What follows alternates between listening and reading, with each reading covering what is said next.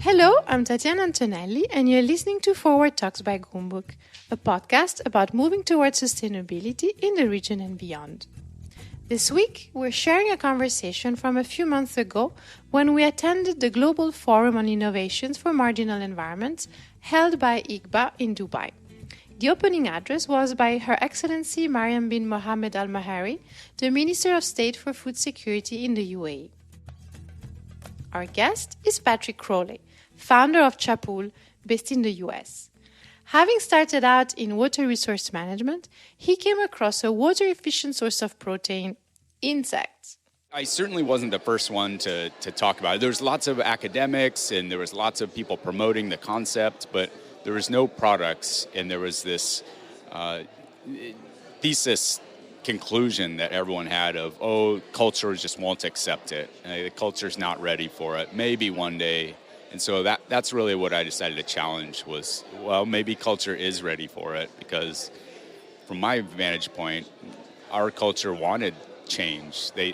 We know what's happening. We know that the current sources of food are unsustainable, and people want something different. And so I started a food company to challenge that cultural perception and see if people were ready, and see if we could create a market demand as a way of a pull-through demand to create a supply chain that has a more sustainable future associated with it than some of our mass-produced food products. Many people don't know that actually insects are already used in many products that we consume every day. Something I discovered recently is that some makeup that women use, like lipsticks or blush, has crushed parts of some beetles, because that produces that red color that we so much love. Yeah, cochineal. That's right. Yeah. So it's just about just using a resource in a different way. And if you think about all the Asian countries who already consume insects, I remember when I visited Indonesia and Thailand at the market. I like to think of it as,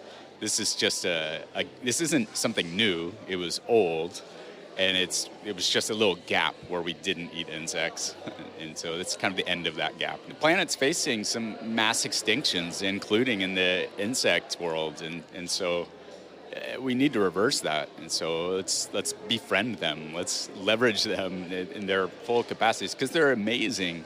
They're one of the most successful organisms on the planet, and they can exist in many different climates, and we have so much to learn from them and so much to share and kind of collaborate with them to have more life on this planet, as opposed to the direction that we're going with decreasing life forms on this planet. I like what you said, that we should learn to use them. And recently, last year, there was this discovery that actually some worms could eat plastic.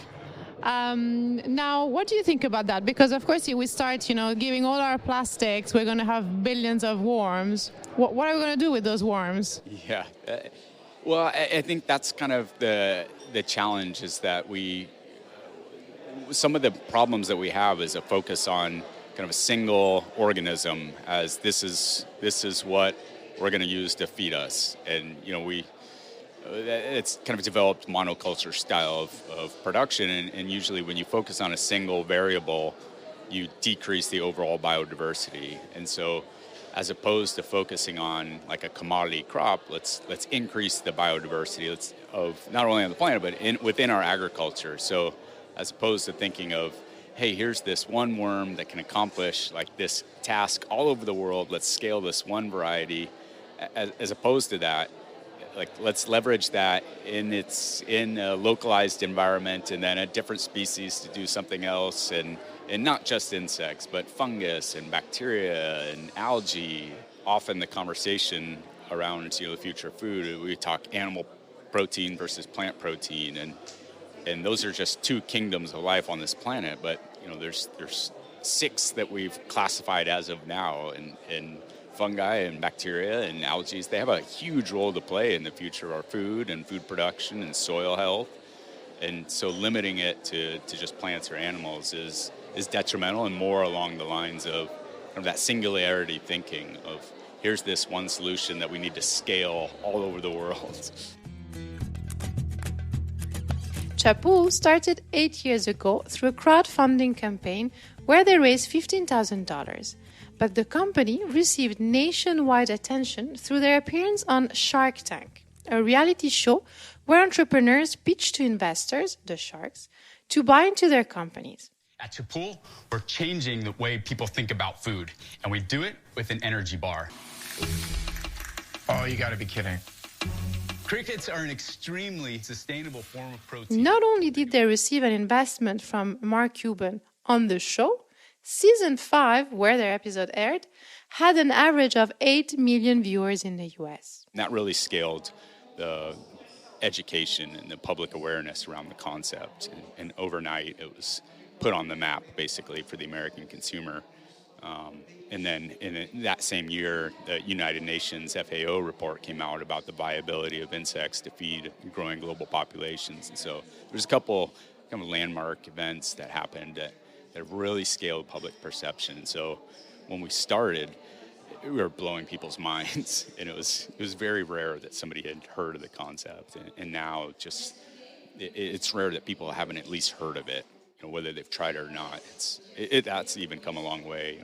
I would say more than half the people we interact with have at least tried it. So tell us more about your farm. What are the insects that you actually grow? We're working with a few different insects right now. So we started with crickets in food products, and I started with that species because we were growing them in the United States for the pet food industry. So there was some infrastructure for a supply chain. The other insect that we're scaling right now is the Hermetia lucens. It's a fly larva, and it's just this incredible bioprocessor of organic material.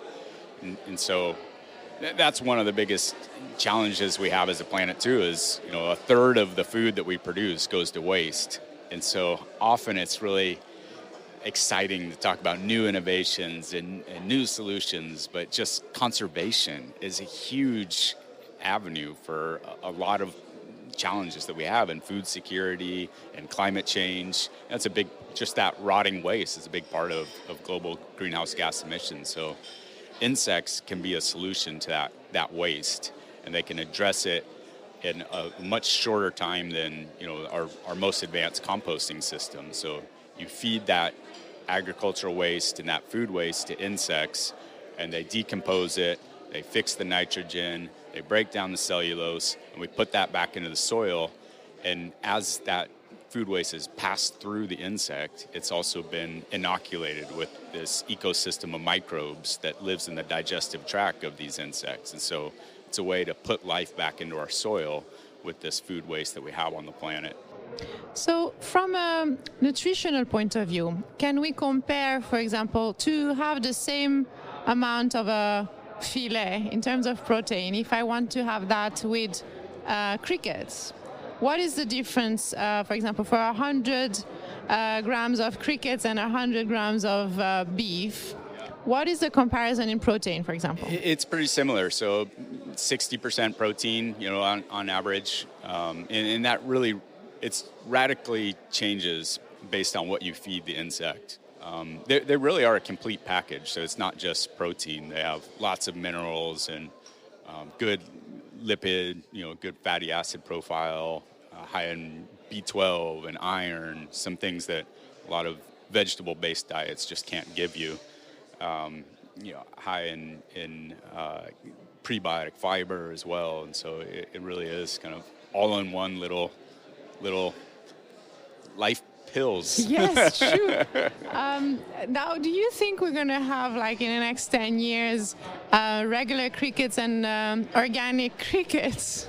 Are we going to go that route? The next 10 years, we have them right now. Yeah, we have them right now. So you already have a difference in the way you feed the insects, if they're because, for example, here I see when we talk and interview farmers, organic farmers, they have animals in the farms, goats, for example, and they will feed the goats on the organic leftovers of their farms. So whatever the goat produces in terms of milk, for example, and cheese, that then becomes a organic cheese or organic milk. So do we have that already with insects? We do, and it's kind of by default. I mean, you can't feed an insect something that has pesticides in it, or it will kill the insect. I mean, those have been designed. So organic, typically is the best feed for insects anyway. But I think what will happen in the next 10 years is the genetic modification of insects to scale faster, to grow faster, to be able to consume a wider range of low-quality feedstocks, et cetera. I think that's where the real growth within the industry will potentially come, or differentiation within the industry will come. Here at the forum, I believe you've met already a few people, in around the food security sector and agriculture sector.